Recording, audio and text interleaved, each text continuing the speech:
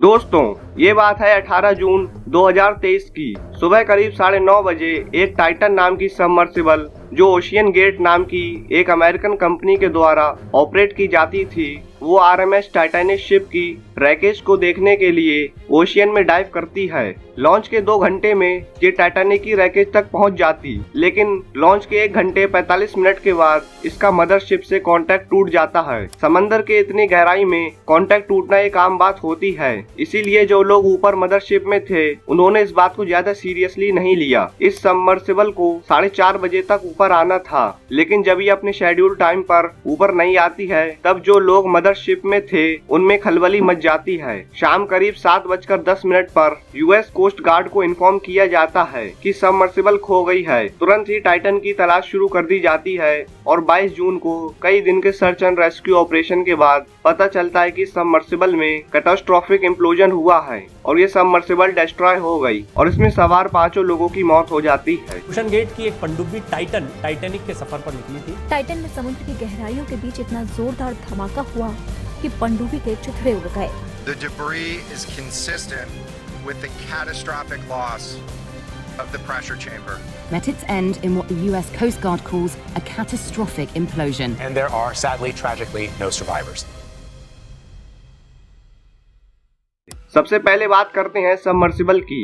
दोस्तों, आप लोगों ने सबमरीन के बारे में तो सुना होगा, लेकिन ये सबमर्सिबल क्या होती है? अगर दोनों के डिफरेंस की बात करी जाए तो दोनों में बहुत से अंतर होते हैं। जैसे अगर साइज की बात करी जाए तो सबमरीन सबमर्सिबल से बड़ी होती है। दोनों में सबसे बड़ा डिफरेंस ये होता है कि जो सबमरीन होती है वो इंडिपेंडेंटली ओशियन में रह सकती है, इसे किसी और शिप की जरूरत नहीं होती है। यानी सबमरीन एक पोर्ट को छोड़कर ओशियन में जा भी सकती है और अपनी पावर से वापस भी आ सकती है। वहीं दूसरी ओर सबमर्सिबल को एक सरफेस शिप की जरूरत होती है। सबमर्सिबल के पास लिमिटेड पावर होती है, इनके पास सबमरीन जितनी पावर नहीं होती है, इसलिए इन्हें एक सरफेस शिप की जरूरत होती है इन्हें लॉन्च और रिकवर करने के लिए, और इसी सरफेस शिप को मदरशिप कहते हैं। सबमरीन और सबमर्सिबल में और भी डिफरेंस होते हैं, जैसे सबमर्सिबल के पास लिमिटेड रिसोर्सेस होते हैं और ये सिर्फ कुछ घंटों के लिए ही ओशियन में रह सकती हैं। वहीं दूसरी ओर सबमरीन कई दिनों तक ओशियन के अंदर रह सकती है। सबमर्सिबल में 4-5 लोग ही आ सकते हैं, वहीं सबमरीन में सैकड़ों लोग आ सकते हैं।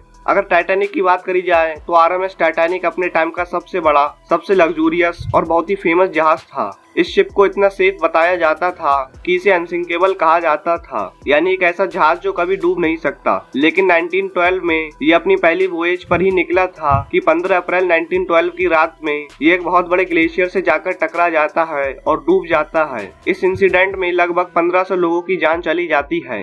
इसके डूबने के 70 साल से भी ज्यादा समय के बाद 1985 में इसकी रैकेज समंदर में करीब 3800 मीटर नीचे मिली और ये न्यू फाउंडलैंड के कोस्ट से लगभग 740 किलोमीटर दूर थी। टाइटैनिक डिजास्टर के बारे में अगर आपको और कुछ जानना है तो आप मेरी ये वीडियो देख सकते हैं, जिसमें मैंने इस डिजास्टर को डिटेल में समझाया है। इस वीडियो की लिंक मैं डिस्क्रिप्शन में दे दूंगा, आप वहां से जाकर ये वीडियो देख सकते हैं। अब दोस्तों, अगर अपनी कहानी पर वापस आए तो ये सबमर्सिबल जो डूबी थी ये एक ओशियन गेट नाम की कंपनी के द्वारा ऑपरेट होती थी। ओशन गेट की बात करी जाए तो ये एक अमेरिका की प्राइवेट कंपनी है और इसे 2009 में 2 लोगों ने फाउंड किया था। ये कंपनी क्रूड सबमर्सिबल्स प्रोवाइड करता है टूरिज्म, इंडस्ट्री, रिसर्च और एक्सप्लोरेशन के लिए। इस कंपनी ने एक एंटीपोर्ट्स नाम की सबमर्सिबल वेसल को एक्वायर किया और बाद में अपनी 2 वेसल बिल्ड करी, जिनका नाम था साइक्लोप्स 1 और टाइटन। 2021 में ओशन गेट ने टाइटैनिक की रैक दिखाने के लिए टाइटन सबमर्सिबल में पेइंग टूरिस्ट को ले जाना शुरू कर दिया। टाइटन ने टाइटैनिक के लिए अपनी पहली डाइव जुलाई 2021 में लगाई। टोटल में ओशन गेट ने टाइटैनिक के लिए 2021 में 6 डाइव्स लगाई और 2022 में 7 डाइव्स लगाई। अगर इस ट्रिप की कॉस्ट की बात करी जाए तो टाइटैनिक की रैकेज देखने के लिए ओशन गेट की इस पूरी जर्नी के एक टिकट का प्राइस $2.5 लाख है। ये इंडियन रुपीस में लगभग 2 करोड़ रुपए बनेंगे। अब दोस्तों, बात करते हैं टाइटन सबमर्सिबल की। इसे ओशन गेट ने डिजाइन और बिल्ड किया था। ये 4000 मीटर की गहराई तक जाने वाली पहली प्राइवेटली ओन्ड सबमर्सिबल है। ये पहली कंप्लीटेड क्रूड सबमर्सिबल भी है जिसका हल टाइटेनियम और कार्बन फाइबर कंपोजिट मटेरियल से बना है, क्योंकि ज्यादातर अदर ह्यूमन कैरिंग सबमर्सिबल्स एक ऑल मेटल प्रेशर वेसल से डिजाइन होती हैं। अब दोस्तों, बात करते हैं मेन इंसिडेंट के बारे में। 16 जून 2023 को एमवी पोलर प्रिंस नाम का जहाज सेंट जॉन्स न्यू फाउंडलैंड से डिपार्ट होता है। इस जहाज में टाइटन सबमर्सिबल थी और ये जहाज टाइटन की मदरशिप थी।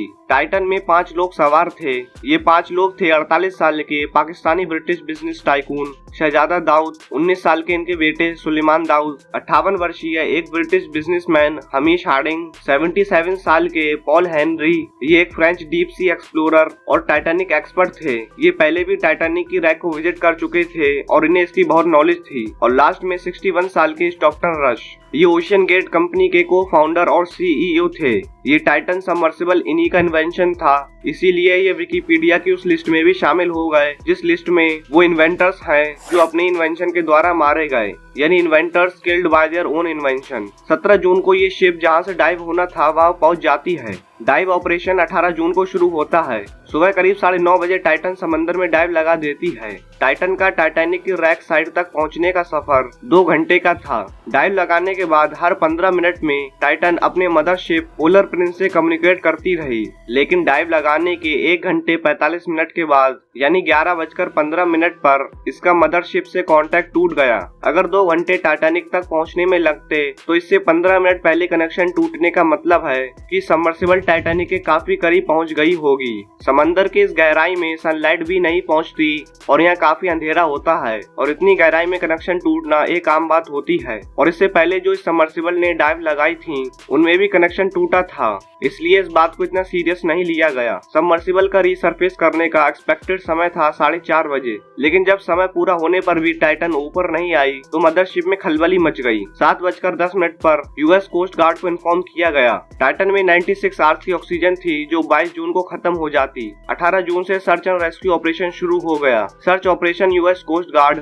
यूएस नेवी और कनाडियन कोस्ट गार्ड कंडक्ट कर रहे थे। कई एयरक्राफ्ट, नेवी शिप्स, कई कमर्शियल और रिसर्च शिप्स और कई आरओवीज यानी remotely operated underwater vehicle ने सर्च में मदद करी। इस ऑपरेशन में सरफेस सर्च और अंडर वाटर सोनार सर्च दोनों ही सर्च कंडक्ट किए गए। कई दिनों के सर्च ऑपरेशन के बाद 22 जून को यूएस कोस्ट गार्ड की एक प्रेस कॉन्फ्रेंस में बताया गया कि इन्हें कुछ डेब्री मिले हैं और बाद में ये कंफर्म हुआ कि ये टाइटन के ही डेब्री हैं और ये मलबा टाइटैनिक शिप की रैकेज से लगभग 500 मीटर यानी लगभग 1600 फीट दूर था। प्रेस कॉन्फ्रेंस में ये भी बताया गया कि सबमर्सिबल में एक कैटास्ट्रोफिक इम्प्लोजन हुआ और जिसकी वजह से ये सबमर्सिबल पूरी तरह से डिस्ट्रॉय हो गई। इम्प्लोजन दोस्तों एक्सप्लोजन का अपोजिट होता है। एक्सप्लोजन में कोई भी चीज बाहर की तरफ फटती है और इम्प्लोजन में अंदर की तरफ। जैसे जैसे हम समंदर के नीचे जाते रहते हैं वैसे वैसे प्रेशर बढ़ता जाता है। हर 33 फीट यानी लगभग 10 मीटर पर एक एटमॉस्फेरिक प्रेशर बढ़ जाता है। 12,500 फीट की गहराई में प्रेशर सरफेस की तुलना में लगभग 380 टाइम्स ज्यादा होता है।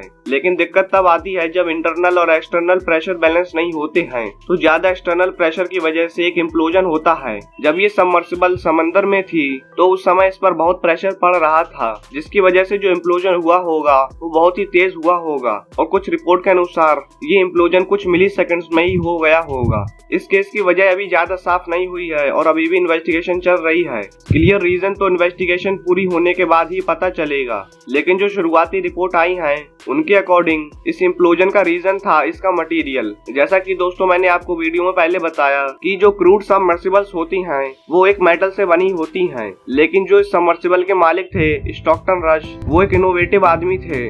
इनोवेशन की वजह से उन्होंने इसे टाइटेनियम के साथ साथ कार्बन फाइबर से भी बनाया और इसी वजह से ये सबमर्सिबल इतना प्रेशर नहीं बियर कर सकी और इसका इम्प्लोजन हो गया। 23 जून को कनाडा और यूनाइटेड स्टेट्स दोनों ने ही अनाउंस करा है कि वो इस इंसिडेंट में अपनी अपनी इन्वेस्टिगेशन लॉन्च करेंगे। तो दोस्तों ये थी कुछ जानकारी टाइटन सबमर्सिबल इम्प्लोजन के बारे में। मुझे उम्मीद है वीडियो आपको इन्फॉर्मेटिव लगी होगी। अगर आपको वीडियो पसंद आई हो तो वीडियो को लाइक जरूर करें और अगर आप चैनल पर नए हो तो चैनल को सब्सक्राइब जरूर कर दें। तो मिलते हैं अगली वीडियो में।